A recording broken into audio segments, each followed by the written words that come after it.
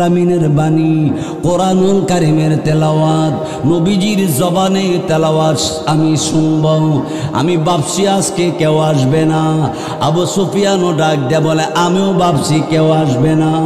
Utba Saiba বলে আমরাও ভাবছি আর কেউ আসবে না।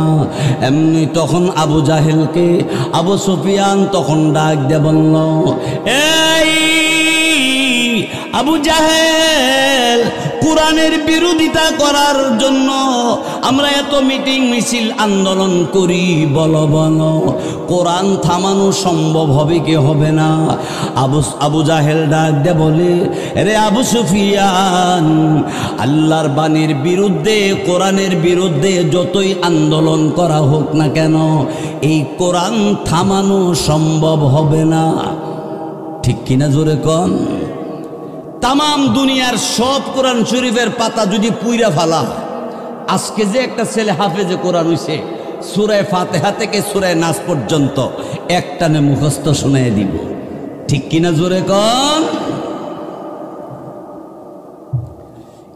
এরকম হাফেজ আপনাদের তারোয়া গ্রামে শুধু একজনে আছে না আরো আছে?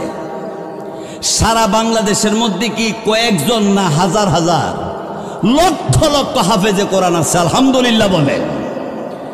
এই বাংলাদেশের আমাদের সোনার ছেলেরা মালয়েশিয়া, কাতার, সৌদি আরব, সারা বিশ্বের হাফেজকে একত্রিত করে প্রতিযোগিতা দেওয়া হয়। ওই প্রতিযোগিতার মধ্যে বাংলাদেশের ছেলেরা 1 নম্বর হয়ে আসে। আলহামদুলিল্লাহ বলেন। কিন্তু এই হাফেজ ছাত্রদের ব্যাপারে সরকার দল এবং জনগণের পক্ষ থেকে কোনো ভূমিকা নাই।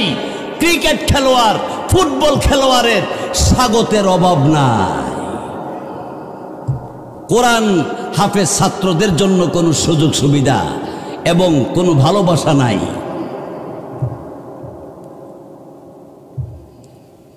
আমার ভাইয়েরা, বন্ধুরা আমার, এবার আবু সুফিয়ানকে আবু জাহেল জিজ্ঞাসা করে, তোর মন্তব্য কি কোরআন শরীফের ব্যাপারে? আবু সুফিয়ান ডাক দিয়ে বলে, হে আবু জাহেল, আল্লাহ রাব্বুল আলামিনের বাণী কোরআনের বিরোধিতা আমি আর করব না, কারণ কইরা লাভ নাই। আমার ভাইয়েরা, বন্ধুরা আমার, কোরআনের বিরুদ্ধে যারা আন্দোলন করবে তারাই লাঞ্ছিত বঞ্চিত হবে। জোরে বলুন ঠিক কিনা? নায়েবে নবী আলেম ওলামাকে যারা বেউজ্জতি করছে তারা বেউজ্জতি হইছে না কয়া বাংলাদেশ থেকে ইন্ডিয়া গেছে। জোরে কোন ঠিক?